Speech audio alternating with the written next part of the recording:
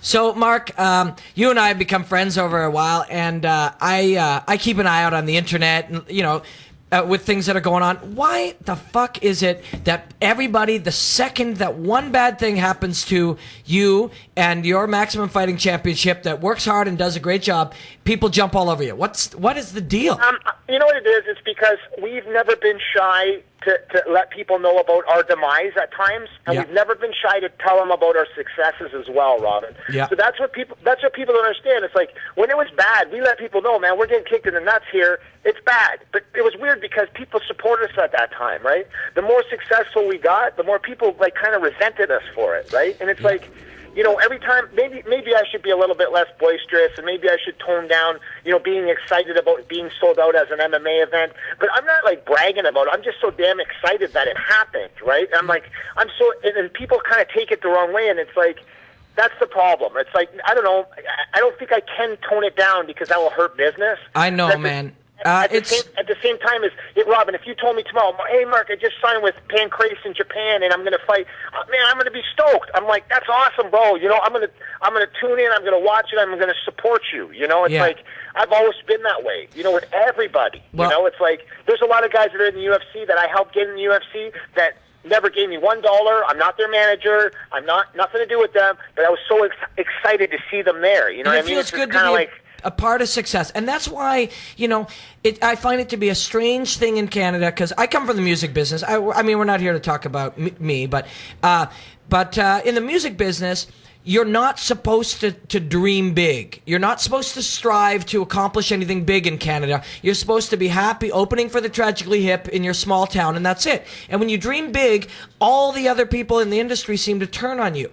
And it's almost Robin, like... But you know what's funny? Yeah. And I hate to say it because I'm an extremely proud Canadian Croatian, right? Yeah. And the thing that drives me nuts is, in the States, it's great. People are the complete opposite. They're happy for you. They're ecstatic, right? You come to Canada, it's like, they just kind of want you to be mediocre. And I'm telling you, man, it's going to change. We're not going to be that mediocre bar band that doesn't make it all the way. It's not going to happen, right? Yeah. And I'm going to continue not to change my ways of being happy for other people that are successful and vice versa, right? Being happy for yourself. It's amazing because, you've seen recently with the Ryan Ford controversy, right? I mean, people don't even realize that, they're arguing and they're hating and they're just so, despising us. But they don't realize one main important factor. Ryan Ford is still under contract with the Maximum Fighting Championship, right? End of story. But you go on internet and you go on the, the Fight Network and all these other people, they're reporting that Ryan Ford left the MFC and blah, blah, blah. You think Ryan Ford really wants to leave the MFC? Please, people. Yeah. So, Mark... Think about it for 1 second, if they really think that that's what happened. Mark, so then when does his contract expire? What's his current end date right now? July 25th, 2009. Okay. Right? And so are you guys able to get him on another card between now and then? Can you work it out? We could, but Ryan Ford went and signed another contract with another organization that's much, much, much smaller than in Alberta? In Alberta? Canada. Where is it? And the thing is that, which is a breach of contract, and the bottom line is, it's like he signed with an organization that no one even knows about, right? Is it Edmonton TFC? Is that who it is? I don't even know their name. Honest to God, bro, I've never been to their show. I've never heard anything about. But it's a small show. Alberta organization. Yeah, they're in town, my same city. I don't even know who they are. Okay, but so and the thing is that he went and signed with them because they figured, okay, we'll break the bank. They'll pay him more money than the UFC will even pay them. They can't pay anybody else on the show though, right? They can you're gonna get one fight or whatever, but yeah, that's what they'll do, right? And that was kind of their theory, and it's like my whole beef with Ryan Ford had nothing to do with him doing that. My beef is that I heard about it on the street before he had the decency to come and talk to me about it. So Mark, just to clarify, so did he go ahead and sign another contract with another organization before you guys had sorted out your 100%. contract? Pardon me? 100%. Before. So you guys hadn't sorted out your negotiations. Nothing. He just went ahead and did it before you guys had a chance to even go through it. People don't understand this too. They think I'm dogging Ryan Ford. I loved Ryan Ford. You understand that? Yeah. Forget the fighting crap, okay? Forget it, right? Don't forget about this guy. He had a troubled past, which he's gone through that all now, and he's doing a great job with his life, okay? Good. But Do you understand that I took him when he didn't have any fighting career, he didn't have nothing, he never had a fight or anything, and he came to me and said, Mark, I saw you and Jason McDonald on television, and I want to come train with you, and I want to fight in the MFC, and I wanted to do that, right? And there was no alternative motive thinking, I'm going to make a ton of money with this guy. He's going to sell me a ton of tickets. It was nothing like that, right? So my big problem with his is not even really a business issue. It's more of we were friends, like I was there when his baby was born, and, I like his family and all that kind of stuff. So it's more of a, it's a body shot, not a shot like people are thinking it's, Pavelich didn't re-sign him, and that's not how it is at all, man. So Mark, I just received a text message here, Mark.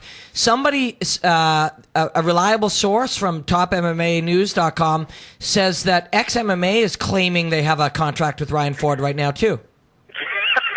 Because Ryan Ford signed a contract with ex-MMA about 4 months ago. They came to our show and actually signed Ryan Ford with no manager around, no nothing. And Ryan Ford signed the contract. Wow. Right? So, ex-MMA is not lying. He signed a contract with them, too, while he's under contract with the MFC. Wow. Okay, well, that's kind of interesting. Please don't take my word for it, right? I can produce my contract, and he can produce all his contracts, and the facts are the facts. Now, maybe it wasn't the classiest thing in the world by me putting it on my website, but at the same time, it was news for the MFC, and we were under negotiations, but for some reason Ryan wouldn't sit down and talk to me. So I was like, what's going on here, man? Like, this is my, because he had already done these other deals. We knew each other socially, so I was kind of confused what was going on all here. But I imagine it had something to do with the gross amount of money that was given to him by another promoter somewhere. So now, Mark, is there any truth to there was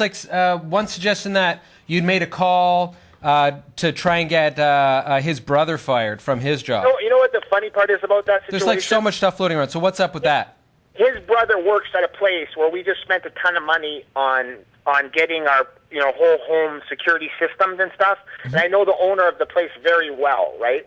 So, but I in no shape or form ever called the owner of that company, right? And you please feel free to call that company to verify my story, right? We can. Lock surgeon in Edmonton, Alberta, Canada, and his name is Pat, and ask him if I ever called him personally and told him to fire Ryan's brother. Well, it's great that you come on and mention that, because people treat the internet like it's the truth. You know what I mean? Like, people will write something on the internet and act like it's a fact.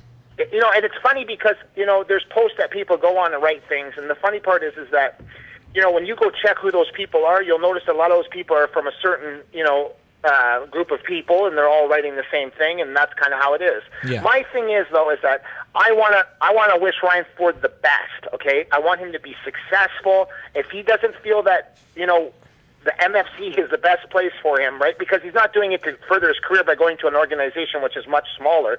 He's going to an organization where he's going to make more money. Right? Yeah, short-term. It's the same thing as Affliction. Affliction paid Arlovsky $750,000 to fight when the most UFC ever paid him was about $200,000.